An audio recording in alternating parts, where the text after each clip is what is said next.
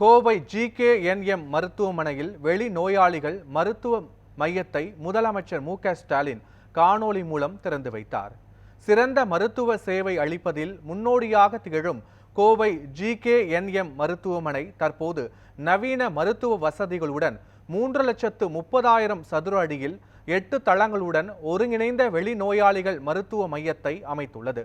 உடல் நலனை மதிப்பிடுதல், நோயாளிகளை கண்டறிதல், ஆய்வக வசதிகள், வெளி நோயாளிகளுக்கான அறுவை சிகிச்சை வசதிகள், யோகா, நேச்சுரோபதி, அக்குபஞ்சர், ஹோமியோபதி உள்ளிட்ட மருத்துவ வசதிகளுடன் இந்த மருத்துவ மையம் வடிவமைக்கப்பட்டுள்ளது. இந்த நவீன மருத்துவ மையத்தை முதலமைச்சர் மு.க.ஸ்டாலின் காணொளி மூலம் திறந்து வைத்தார். ஆட்சியர் கிராந்தி குமார் பதி, KNC அறக்கட்டளை தலைவர் S. பதி, துணைத் தலைவர் R. கோபிநாத், அறங்காவலர் சஞ்சய் ஜெயவர்தன் வேலு, டாக்டர் லலிதா தேவி, சஞ்சய் ஜெயவர்தன வேலு, முதன்மை செயல் அலுவலர் டாக்டர் ரகுபதி வேலுசாமி மற்றும் மருத்துவமனை நிர்வாகிகள் இதில் பங்கேற்றனர்.